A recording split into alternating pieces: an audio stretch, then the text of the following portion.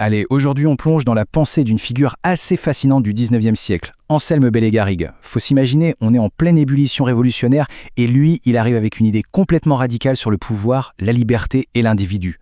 Et croyez-moi, sa vision du monde, elle est là pour tout bousculer. Voilà une citation qui met tout de suite les pieds dans le plat. Bellay Garrigue, il renverse complètement notre perception habituelle du pouvoir. En gros, pour lui, le vrai problème, ce ne sont pas les tyrans qui commandent, mais bien les esclaves qui choisissent d'obéir. Parce que c'est simple, sans obéissance, le pouvoir s'effondre, c'est vraiment la base de toute son analyse. Le pouvoir, ce n'est pas une force extérieure qui nous soumet, non, c'est une relation à laquelle on consent. Alors voilà le programme pour décortiquer tout ça. D'abord, on va voir pourquoi, selon lui, le pouvoir n'est qu'une simple fiction. Ensuite, on va essayer de comprendre comment on devient volontairement esclave de cette fiction, puis on découvrira sa solution, le fameux individu souverain. Et pour finir, sa méthode un peu particulière pour y arriver, une révolution silencieuse qu'il appelle la révolution par le dédain. Allez, on attaque la première partie, la fiction du pouvoir. Pour Bellay Garrigue, l'État, le gouvernement, ce n'est pas une entité réelle et encore moins nécessaire. C'est juste une construction artificielle, une illusion à laquelle on a collectivement choisi de croire.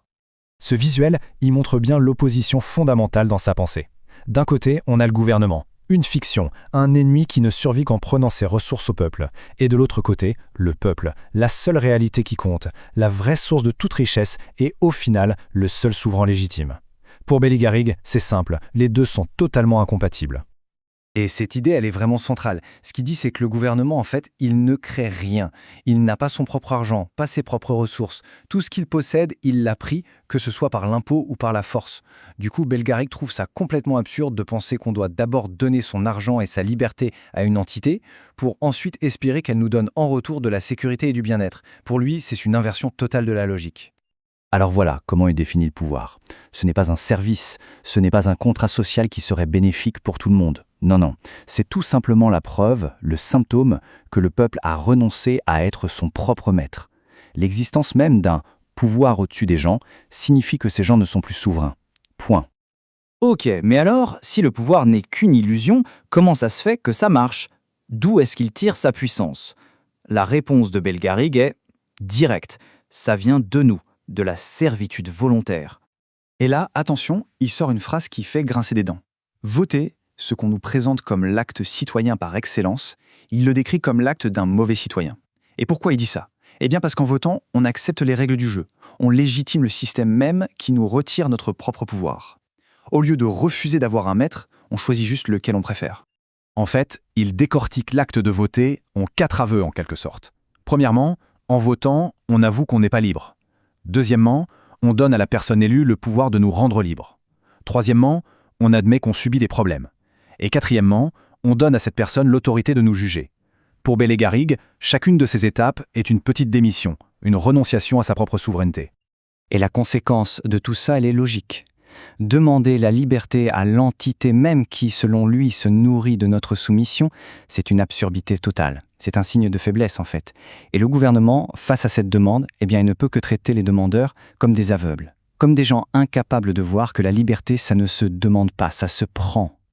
Bon, du coup, la question qu'on se pose tous, c'est, d'accord, si le gouvernement est le problème et si participer au jeu politique ne fait qu'aggraver les choses, alors on fait quoi? C'est quoi l'alternative que Bellay Garrigue propose? Et c'est là qu'on arrive au cœur de sa solution, l'individu souverain. Pour lui, l'unique source d'autorité légitime, ce n'est ni l'État, ni une vague entité comme le peuple, mais c'est chaque individu, pris un par un. Le point de départ est, radicalement individualiste. Pour lui, l'idée d'un intérêt général ou d'un bien commun qui serait au-dessus de notre propre intérêt, c'est une illusion, une arnaque. Sacrifier son intérêt pour une entité collective comme l'État, c'est se faire avoir, parce que cette entité ne donne jamais rien qu'elle n'ait d'abord pris. Alors, c'est quoi cet individu souverain? Eh bien, c'est tout simplement quelqu'un qui refuse de déléguer ce qui le concerne personnellement. C'est une prise de conscience, une prise de responsabilité. Chacun doit devenir son propre ministre, son propre gouverneur. L'idée, c'est de décentraliser le pouvoir jusqu'à son niveau le plus simple et le plus logique, l'individu. Et là, le contraste est vraiment frappant. D'un côté, si je me gouverne moi-même, mon instinct naturel, c'est de chercher ce qui est bon pour moi. C'est une force positive. De l'autre côté, si quelqu'un d'autre me gouverne, cette personne va suivre son instinct à elle, qui est de chercher son bien, et ça se fera souvent à mes dépens. En clair, être gouverné, pour lui, c'est être sacrifié. Ok, Très bien. Mais concrètement, comment on fait pour passer de cet esclavage volontaire à l'individu souverain? Bellegarrigue ne parle pas de violence ou de barricade. Sa révolution, à lui, elle n'est pas dans la rue. Non. Elle est beaucoup plus subtile. C'est une révolution par le retrait, par le dédain. Et voilà sa stratégie, son mode d'emploi si on veut. L'idée, ce n'est surtout pas de se battre contre le gouvernement. Parce que la lutte, l'opposition, les manifestations, tout ça, ça le nourrit. Ça lui donne une raison d'exister, une légitimité. Non, la véritable arme, selon lui, c'est l'indifférence. C'est de tourner le dos, d'ignorer et de le priver de la seule chose dont il a vraiment besoin pour survivre, notre attention et notre obéissance.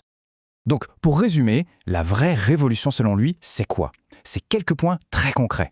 Premièrement, se couper complètement de la politique. Deuxièmement, se concentrer sur ses propres affaires, son travail, ce qui nous nourrit vraiment. Troisièmement, comprendre que la richesse et la liberté vont de pair. Et enfin, le coup de grâce, tuer les gouvernements, non pas avec des armes, mais avec le dédain. On voit bien que c'est une vision très calme, très digne de la libération. Pas de chaos, pas de violence. Pour Bellegarrigue, la liberté est quelque chose d'honnête. Et on l'obtient par le calme, la maîtrise de soi, la sérénité et surtout le refus de participer au petit jeu du pouvoir. C'est une révolution qui doit d'abord se passer à l'intérieur de soi avant de changer la société. Et on termine avec cette pensée, un peu paradoxale, mais qui résume tout. En gros, ce qu'il veut dire, c'est que toutes les tentatives de sauver la société par le haut, par le contrôle politique, c'est justement ce qui la détruit. À l'inverse, c'est seulement quand la société est perdue, c'est-à-dire laissée à elle-même, sans gouvernement pour la diriger, que les individus sont enfin libres de créer un ordre spontané et de se sauver eux-mêmes. Une idée qui, même aujourd'hui, continue de bien secourir nos certitudes.